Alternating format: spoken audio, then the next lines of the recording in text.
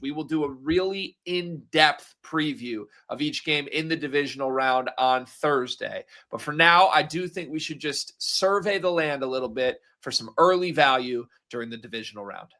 The early edge. Yep, well said, Greg. We'll hit on all of our favorite angles. We'll look at the touchdowns. We'll look at the props. We'll look at the positional matchups. We'll probably have a little bit more clarity on a couple injuries reports as we get a little closer. Reminder, there are 2 games on Saturday, 2 on Sunday. But yeah, for now, we'll just take a quick look at each one, look at where the model's probabilities are sitting, and offer some of our thoughts based on our takeaways from the wild card round, some of which you've already discussed. I'll pull them up here. We'll just go game by game, starting with Bills Broncos. I believe this opened very early. Broncos were favored. Couldn't quite find all the line movement, but it's now Bills -1.5. And you should make sure you're checking the line because there are places where it is the other way around. While the model is currently favoring the Broncos, 56% probability on the money line, you're getting identical odds, and you can find the Broncos as -1.5 favorites depending where you look, and you're getting about even money for them to cover that -1.5. So if you are on their side, you're getting a little bit better as far as edge on the spread. I could not see the Bills at even money to cover -1.5, but you could get that on the Broncos, so worth noting. As far as the spread, just 45% for the Bills to cover -1.5, 40 or 55% for the Broncos +1.5, and over under 46.5 is unsurprisingly split 50-50. We saw that a little bit with the totals in the wild card round. A lot of background factors working against the Bills here. While, I love what I saw from them, you've got to be pretty high on the vibes. We always talk about, though, you can't bet with vibes. You can use it to kind of guide you maybe if you're leaning one way or the other, but it's kind of tough to really buy into the Bills to face a team that is well rested, elite defense.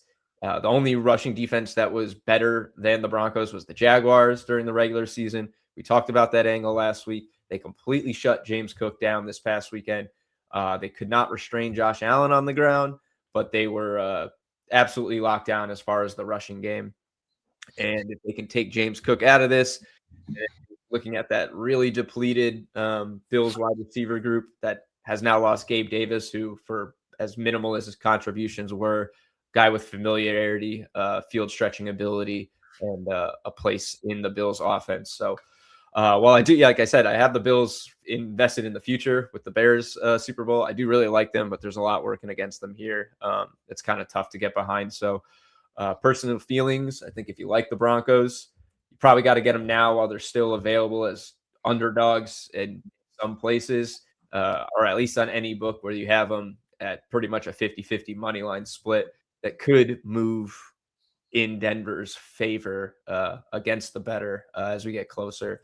Just, I don't know, just some of the injury stuff around the Bills, they feel incorrect as 2-point road favorites here against the number 1 seed. So just something to monitor, I guess, as we get closer. I think they're going to be out Jordan Poyer in this game. So they're really good passing defense is taking a hit. Granted, the Broncos passing offense isn't like the most intimidating. Cortland Sutton's leading with 54 yards, and you got Pat Bryant with 37 receiving yards. So it's probably going to be a nitty-gritty ground game if they can manage to chip away at that pretty weak Bills rushing defense that, I didn't actually see how well Travis Etienne did, but he was pretty pivotal in that game. So, yeah. I feel like, saying as someone who has the Bills as my Super Bowl runner-up, I have them emerging out of the AFC. I feel like the correct line here would be what it opened at. I think the Broncos as a slight favorite. Broncos by 1, maybe even 2, no more than a field goal. I am not surprised the market is moving in favor of the Bills because I think the public is thinking a lot like I'm thinking. I want to back the better quarterback here.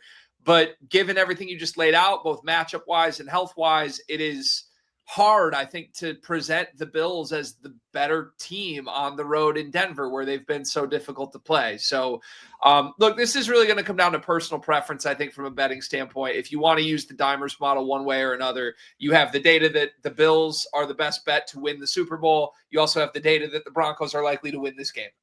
Those are both simultaneously occurring on the site. And I think it makes sense when you think about it. If the Bills find a way to win this game, you're going to expect full steam ahead. And here we go. The run is on. If they don't, obviously their season comes to an end and we're looking at Denver very differently. But for me, I think the thing I can talk myself personally into and why I'm ultimately going to bet Buffalo, I wish I got it at plus money. I didn't. So I'm going to probably lay a point to a point and a half here. Is I think you just saw Justin Herbert as an example, a guy that has now had 3 playoff runs and just hasn't been up for it, right? Good talent, good regular season quarterback, kind of lights too bright. What's going on? He's under pressure. Who knows? I think the pitch here has to be that there's a chance that's what happens to Bo Nix.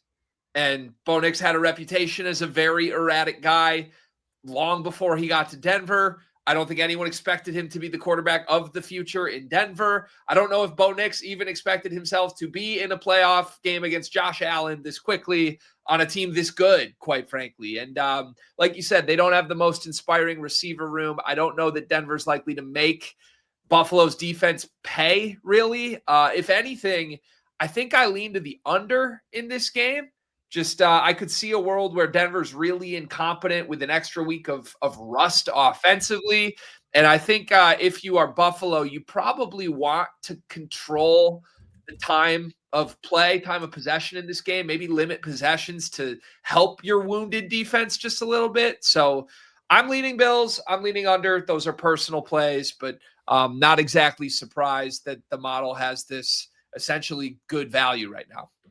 Yeah, definitely like the call out on the under. I mean, this game, let's see, the Bills Jags went, I think, to 51 points. It was a 51.5 point total. You have a way less explosive offense in the Broncos than you do the Jaguars, and you're running into another very good defense. Are the Bills going to put up those kind of points again? Probably not. So yeah, I definitely like that play. I think this is gonna look a bit more like that Chargers, Patriots, Texans, Steelers game, just a little bit more gritty, a few more drives snuffed out. And yeah, but yeah, early value on the Broncos per the model. All right, let's move to the NFC, first NFC matchup, which is going to be Niners, Seahawks here. Niners 7.5 point road dogs. Total is 45.5. We have the Niners at 54.2% to cover. It looks like +7. Hopefully they can still find 7.5 as you could this morning, because that is a huge part of which side of this I personally like to be on. Although granted, 7 still gets you the touchdown, but getting 7.5 outside that full touchdown is really nice. Plus a 54.6% probability to the under on 45.5. And then Niners money line, 25.1%. No edge here. You want plus 300 if you want fair odds. We're getting round 3, which is always nice. Another round 3 in the playoffs, which is always fun. Getting those divisional matchups kind of turning into the rubber game. This was a split season series in the regular season. And somehow defying the odds, injuries, pretty much everything. The Niners are 2 wins away from getting back to the Super Bowl after a drought, a couple-year drought. It's hard to argue against a team that has overcome so much adversity like the 49ers this season, but it just continues to pile on. It's pretty nuts. I mean, besides Christian McCaffrey, Kittle feels like the one player they really couldn't afford to lose. Even more so than Purdy, who has been really good and a key part of their late season run success. Kittle's just such a positive force on this team. He makes big dog plays. And I just feel like the looming, darkness really of him now being out the rest of the playoffs and most of, if not all of next season in the second half of his career is just kind of hard to ignore. It's going to hang over them a bit like a rain cloud, but these are professionals that go out there and do their job and hopefully win without him. Model does find that value in them to cover 3% edge, which is pretty solid. You're getting, again, minus 105. We always talk about it's really nice to get on a spread instead of the minus 115, minus 112 or so. It's just going to be, I think, a matter rather of whether or not their offense can hang with the Seahawks. Defense did a pretty solid job versus the Eagles. Also, pretty solid job in both games against the Seahawks this season. They were gifted several key drops in that game against Philly, though, that otherwise changed that game pretty easily. And I think we're looking at a different matchup here. Love the under alongside the model. Both good value, good probability, sweet spot signal. 46 total points combined in meetings between these two teams this year. 13-3 in week 18, 17-13 in week 1. Now the Niners are missing another great offensive weapon. I think you're going to see pretty much something that follows one of those two game scripts really closely, and it's going to be lower scoring. I think this might be the lowest scoring game of the weekend, even aside from Patriots-Texans. Familiarity of opponents. They're going to know how to stop each other. Probably going to see a lot of yards because I think they're going to go down the field, drive, and then you'll see them come to an end. But yeah, if I'm picking one bet in this game, the model has two value bets. It's the under for me in the early value look anyway. Yeah, I totally agree with you on the under. I think I found my favorite game to bet of the week, and I'll probably elaborate in more detail on the Thursday episode, but I think this is mispriced. Catching a full touchdown with San Francisco. I mean, we played the final week of the regular season when, Trent Williams was out for San Francisco, and obviously that was an uninspiring showing. Your defense still held Seattle to 13 in that game. Like, I'm not saying that's guaranteed to be a duplicate here, but we're also talking about a San Francisco team that went to Seattle and beat this team this year. They split these matchups. Like, this is not some little underdog that could. This team punted twice in all of December. Kittle's important to them, but Tonjes is good. Like, when Kittle went down early in that Philadelphia game, Tonjes was open and making big plays. I think this is really mispriced, and I think there's going to be some rust with Seattle. I would make this closer to a field goal, if anything, and I think I would like San Francisco at a field goal. So I'm heavy on the Niners plus 7.5. I'm probably going to bet San Francisco on the money line in this game. I think they have a really good chance to win outright, and I don't know. They might be my sleeper Super Bowl pick right now, Dave. Yeah, I mean, they are mine. I'm still clinging to that hope, that they get there, and they are a value play. If you don't have them yet, I mean, sometimes it's a little too easy to say, you take the longest odds teams to win the Super Bowl. It's probably where most of the value is going to be once you get past the first round, just by nature of the book shortening and the prices on everybody. And at some point, they're going to give you implied probabilities that don't even add up, or that will add up to over 100%. So you're not going to get, truly fair odds once you get past this round, and there's only 4 teams left. But I certainly think they're alive to keep this close. I think you're right. It's mispriced, and I love myself the under in this. So those are definitely going to be the angles I'm looking at in this game. And then just real quickly from a prop perspective, we'll get into this stuff a little later, but I just think early on, I would definitely check out what the rushing lines are like for the Seahawks. The Niners just gave up over 100 to Saquon. They allowed 97 and 74 rushing yards to Ken Walker and Zach Charbonnet in week 18. I think you're going to see a lot of rushing, especially as the Niners do what is like the no-brainer for them to do in this game and try and limit JSN big plays. Love it. All right, next up is Texans and Pats. What'd you think of Drake May's playoff debut here? He got the win, but it was a little shaky to my eye, Dave. A little shaky. I think it looked kind of like what we expected, or at least like talked about. You're like, they're going to finally play a really good team, one of the better defenses that they've played all season.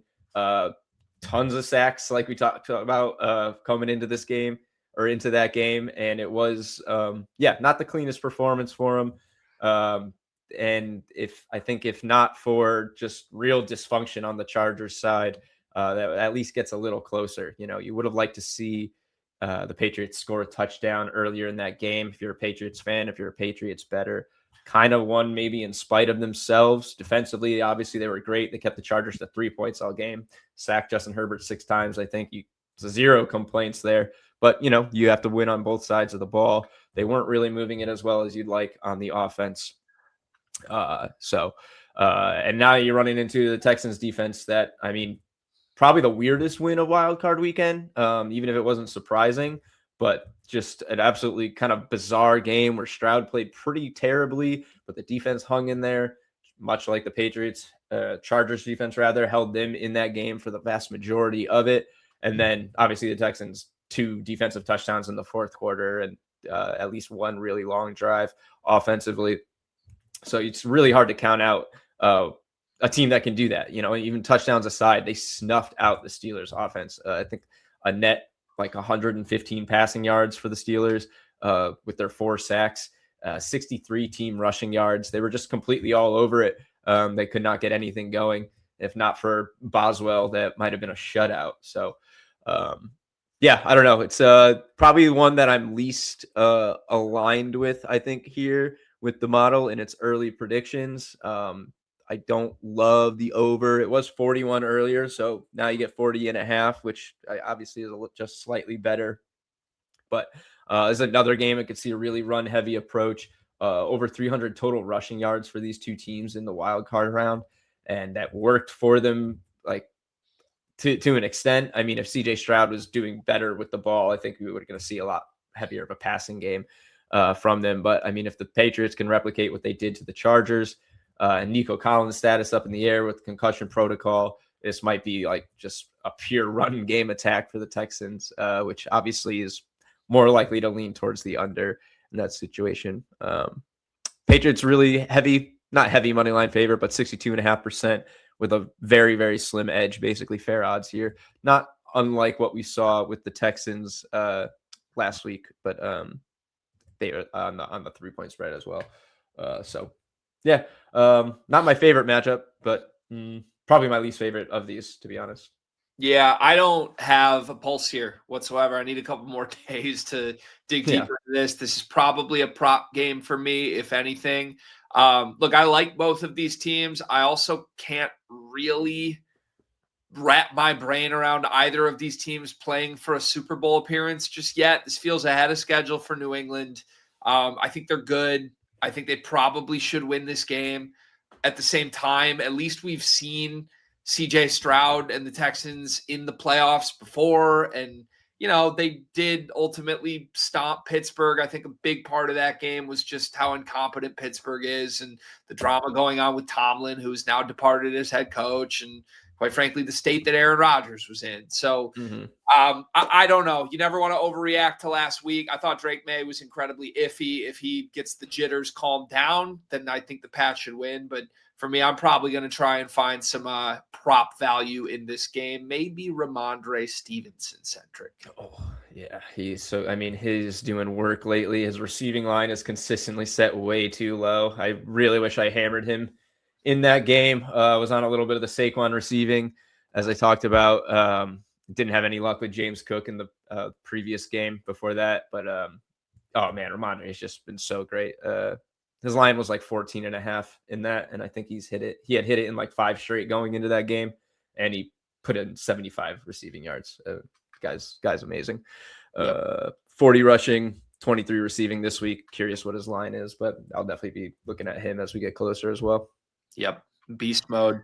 All right, to my favorite game of the week. It is Rams and Bears in Chicago. I will give you the Midwesterner preview of this. We got to see what the weather report will be here. You saw a snow bowl against Green Bay, and I think that did have an effect a little bit down the stretch in terms of a Green Bay offense that was firing on all cylinders for 30 minutes that fell apart late. This is Los Angeles, a team that plays indoors. Matthew Stafford, who used to play in Detroit, indoors. I'm not saying to bet against him in cold weather, but the colder this game is, the more likely I think Chicago has a chance here. Our model probably should not be surprising you at this point. If you've listened to the show for 3 months, the Dimers model has been all over Chicago trying to tell us about this team of destiny from the jump. And I don't know. I might be listening again this week, Dave. Yeah, I personally could not be more aligned with the model than we see here. Almost a little surprised. Sometimes I feel like my gut is I mean, I'm not the Dimers model, so I will have different feelings towards things. And one that I'm just like, oh, this is the side I'm on. Not always the case. And I'm like, all right, let me do my research and check in and see if there's something the model is picking up on that I'm not. Here, I could not be more aligned.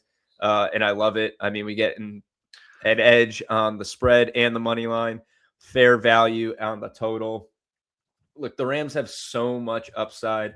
They are both of our Super Bowl pick leading into the playoffs, even during the regular season.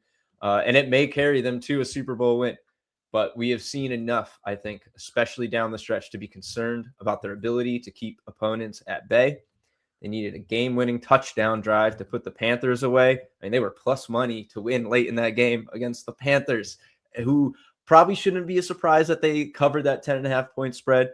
They've shown a lot more heart than I think even we were willing to give them credit for. We said that was going to be a stomping, and it kind of looked like it early, and then they just let them back into it. And that is a real problem against a team like the Bears, who have made a career this season out of getting back into games and not letting you put them away. They engineered another incredible fourth quarter comeback, exactly like we talked about on the show last week. And this is the type of team that has been letting other teams do that, or at least hang in late. You're getting home underdogs.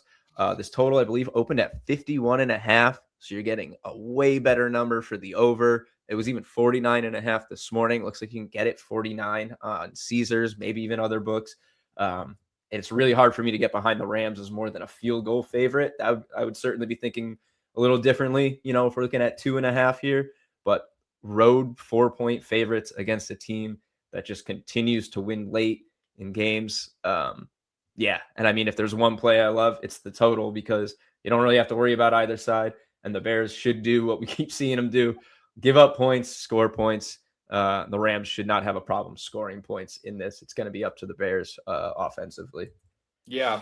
Yeah. Like I said, the only thing that would push me off that over at 49.5 is weather. And oddly enough, if you back Chicago either against the spread or to win, I think it almost works as like a little bit of a hedge against the over. If this game doesn't go over 49.5, I'm going to strongly assume it's because Los Angeles doesn't play well in the cold. And if it does go over, I think Chicago still has a good chance to win or cover or do their come from behind trick they've been doing for a month. So, yeah, I see value in the over as well, as long as we're not in a blizzard. And I haven't seen what the report is yet. Obviously, we need to get closer to the weekend to know. Not surprised at all. The model shows value on Chicago at home. At the same time, the Rams are my Super Bowl pick. And I think they are decisively the better team. And I think if Chicago falls behind 3 scores to Los Angeles, this is game, set, match, checkmate, whatever metaphor you want to use for their season coming to an end. I think I'm going to get cute, and I'll elaborate in detail on Thursday in this game. But I think there's some Rams first half, Bears full game potential. I love that stuff. Yeah. Yeah. I mean, this would be the one, right? Especially the way the Rams kind of like what you saw last week with an inferior offense to the Bears. Yeah, just follow the same script that Chicago's been playing all year. And I don't know. We'll see exactly what the numbers come out to as we get closer to the weekend, but more on Thursday. Like we said, this was just an early look at the divisional round playoff matchups. We will do basically the entire Thursday episode of this show, going extremely in-depth with detailed cards for each of these games.